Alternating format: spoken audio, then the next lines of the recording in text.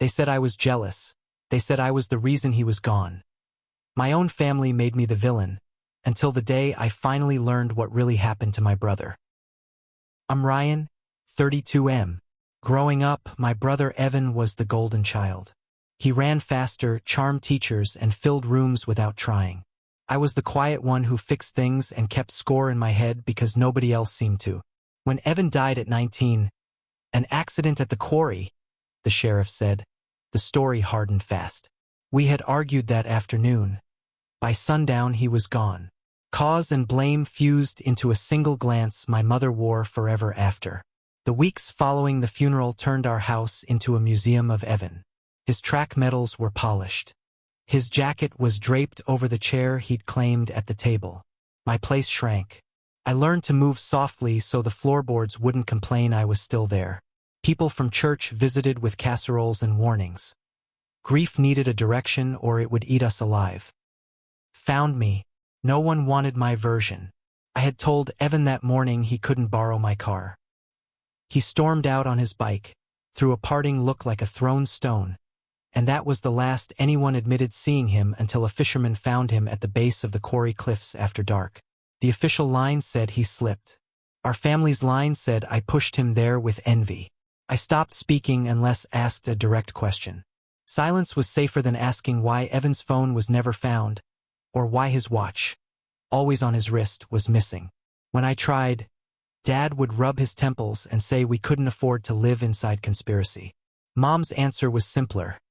Some things were God's will, and my attitude was not. Time did what time does. It stacked new days on top of old ones until the sharp edges dulled. But underneath the stack, the shape never changed. At family gatherings, I was the ghost allowed to pass plates. On anniversaries, I avoided the quarry road and counted windows instead. The only person I didn't avoid was the version of Evan who existed in my head, the one who would have laughed at the idea I could make him do anything he didn't want to. I would have carried that version forever if not for a cardboard box, a water stain, and a label in my mother's handwriting that said, simply, E. It started the spring Mom decided to move into a smaller place. Downsizing, she called it. Mercy, I called it, because the old house had become a shrine to a boy who never aged. I volunteered to clear the attic no one else wanted to face. It smelled like insulation and summer storms, the kind of heat that wrings old glue from bindings. The box with Evan's initial sat behind a trunk of winter blankets. The tape had collapsed from time. Inside were cross-country programs, a cracked snow globe, a watch manual without a watch, and a tangle of cords that belonged to devices nobody owned anymore. At the bottom lay a clear bag with a label from the sheriff's office. Personal effects, recovered at scene. Everyone had told me there were none. Inside the bag, a house key on a faded lanyard, 2 coins, and a receipt from a gas station 5 miles past the quarry. The timestamp was 7:42 p.m. According to the report, the fisherman's call came in just after 8. The last time anyone claimed to see Evan before the quarry was 5:15, pedaling down Maple. The receipt didn't fit the shape we'd been living with. It was a hairline crack, nothing more, until you breathe into it and the pain breaks. I didn't take the bag to Mom. I didn't want fresh grief to borrow her face. Instead, I sat on the floorboards until the dust made me sneeze and looked at that rectangle of thermal paper like it could teach me to read a person's last hour. Evan had bought a bottled drink and a pack of gum. The cashier code was still legible, the register number too. There was a store security phone number on the back, printed in tiny font, the kind nobody expects anyone to call. I called. The manager on duty had changed 3 times since Evan died. Archives had moved to a cloud account, then to a hard drive no one plugged in anymore. I kept my voice steady and explained I was a brother looking for a ghost of a boy who paid for gum 13 miles from where he was supposed to be. The manager promised nothing and hung up. 3 days later, he called back. There was no video, but there was a record. A manual note in an old log that the pump cameras had been down that week, and a handwritten complaint about teenagers loitering, and a black pickup with a dented mirror parked after the pumps closed. The timestamp on the complaint matched Evan's receipt within minutes. The story in our house had always been a straight line. Fight, bike, slip, grief. The receipt and the dented mirror suggested something else. A bend. Grief takes your memory and makes it soft around the edges. Notes make it crisp again. I started a ledger like I do for repairs at work. Dates, locations, names, small facts that don't care if you're ready. Quarry call 8:06 p.m. gas station, receipt 742. Dented mirror. Black pickup. Evan's missing phone. Evan's missing watch. I pulled the police report from the county website. The autopsy was blunt. Blunt force trauma from a fall, with alcohol on Evan's breath according to a first responder. It didn't say how much. It didn't say why a boy who ran every morning would drink before riding toward cliffs. There were witness notes. A couple heard voices near the bluff earlier. Loud male voices. Then quiet. No names. No vehicle. A former classmate worked nights at a body shop off Route 9. We weren't close, but kindness has a way of circling back if you let it. I asked an idle question about black pickups with fresh mirror orders around that spring. He told me about privacy and policies and then, in a lower voice, mentioned a memory of a midnight rush job years ago. A side mirror for an old F-150, cash paid, no insurance, the kind of fix you do for someone you know because it's easier than asking why. He didn't offer a name. He didn't have to. In our county, there were only so many F-150s that felt like family furniture. My stepfather, Rick, had driven one. I didn't go to him. I went to the quarry. I stood at the fence where a sun-faded sign warned people like a spell. The drop was farther than it looks from the road. The wind rearranged my shirt. I imagined Evan on the edge with a boy's certainty that he would never fall. I imagined a black pickup and a dented mirror and a loud male voice. The picture wouldn't resolve. Back home, Mom asked how the attic was going. I said lighter. She said good. She didn't ask why my shirt smelled like old rain. I found Evan in places I hadn't before. An old notebook tucked behind the bookcase held running times that stopped 2 weeks before he died. A library receipt in his handwriting listed a title about scholarship appeal procedures. He'd lost his grant for a semester the week before our fight. I had thought he wanted my car for a date. Maybe he wanted to plead for a second chance with someone who gave those. Maybe the boy I'd envied had been afraid. The ledger kept growing. I turned pages until my pen bled through. Every line was a power pole. Somewhere those lines would meet. Evan's phone had gone missing the night he died. It was the loose thread I couldn't stop worrying. Boys carry their lives in those rectangles. You don't lose one without a story. I tried our old password from years ago on a whim while sorting a box of chargers and dead batteries. Something beneath the foam clattered. A second-hand case. A battery backup we'd lost in a move. Then a slim, scuffed phone wrapped in a t-shirt from a race I'd forgotten attending. It powered on with a stubbornness I recognized as Evan's. Most of the apps were wiped, but not all. The messages were gone, the call logs clean, but the Notes app still held detritus. A grocery list, a reminder to pick up a track jacket. A single locked note labeled Saturday. The lock asked for a code Evan never used. I stared at it until numbers lost meaning. The photos folder was almost empty. Almost. Buried at the bottom, saved from deletion by a bug or mercy, was a blurry image of a dashboard at night. The timestamp matched the day Evan died. The angle was low, like it had been taken without aiming. The corner of a dashboard light glowed. A charm hung from the rear view. A tin shamrock that used to dangle in Rick's truck. I sat on the edge of my bed and listened to the old house for a long time. Pipes talked in the walls. The fridge coughed downstairs. Outside, a motorcycle stitched the road into night. I opened my ledger and wrote one sentence heavier than all the others.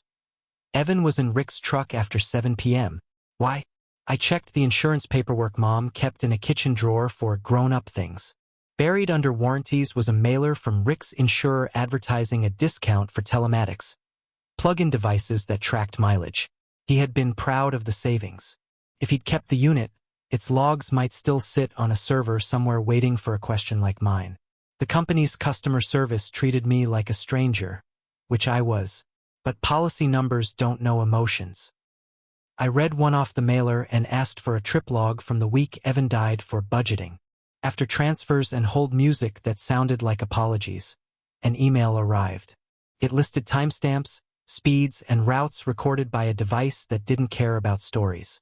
On the night of Evan's death, Rick's truck had idled at the quarry overlook for 9 minutes. The next entry was a sudden acceleration and a hard brake 3 miles later. I printed the log and placed it beside the gas station receipt, the body shop rumor, the Shamrock. The lines met in a point sharp enough to pierce skin. Confrontations don't sound like they do in movies. There was no thunder, no script. Just a Sunday afternoon. Roast in the oven, television murmuring a game neither of us watched. I put the papers on the table. The telematics log, the receipt, the printed photo of the Shamrock, the sheriff's bag. I never returned to the attic. Rick didn't touch them. He stared at the Shamrock like it might speak first. I didn't ask a question. I laid out the sequence in simple, boring sentences, the kind that survive cross-examination. Evan left home at 5. A black pickup with a dented mirror idled at a gas station at 7:40. Rick's truck idled at the quarry overlook at 7:53.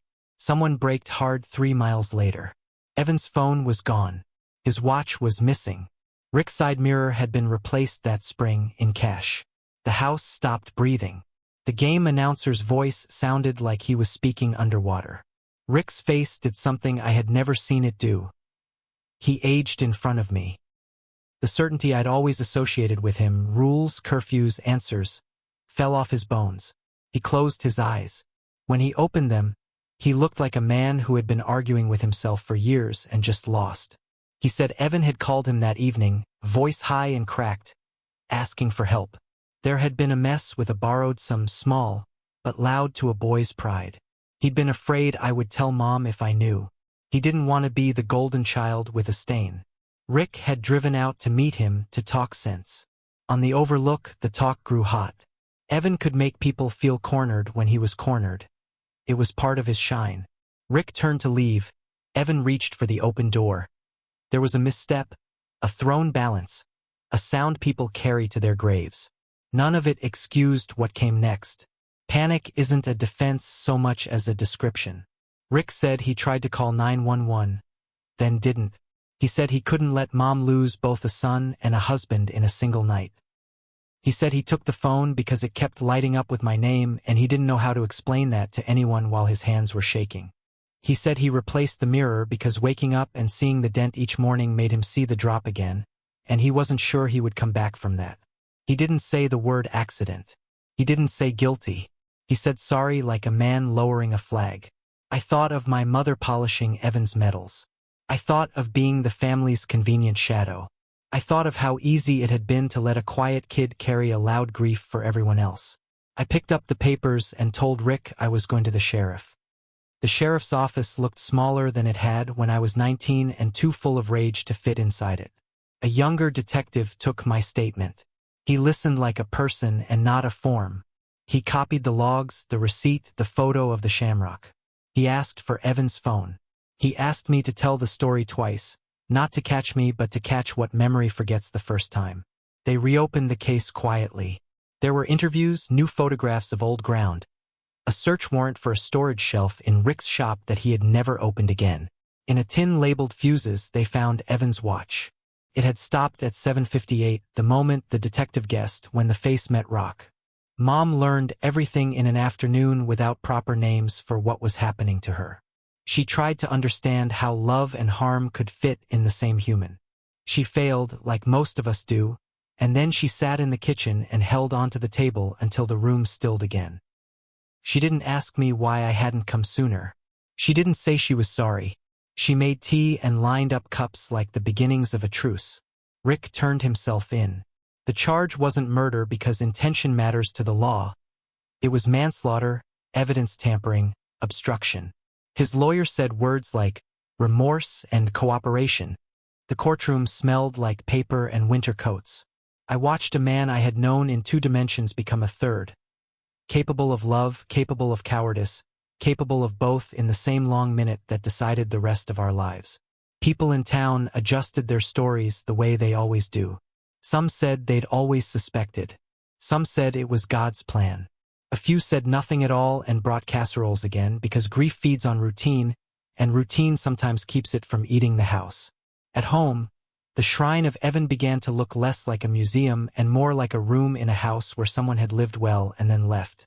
Mom boxed up duplicates. She kept the jacket. She put the medals in a drawer and told me she was tired of dust. We spoke about him without lowering our voices. I told her about the scholarship appeal form I'd found. She told me he slept with the window open even in winter because he liked to hear the train.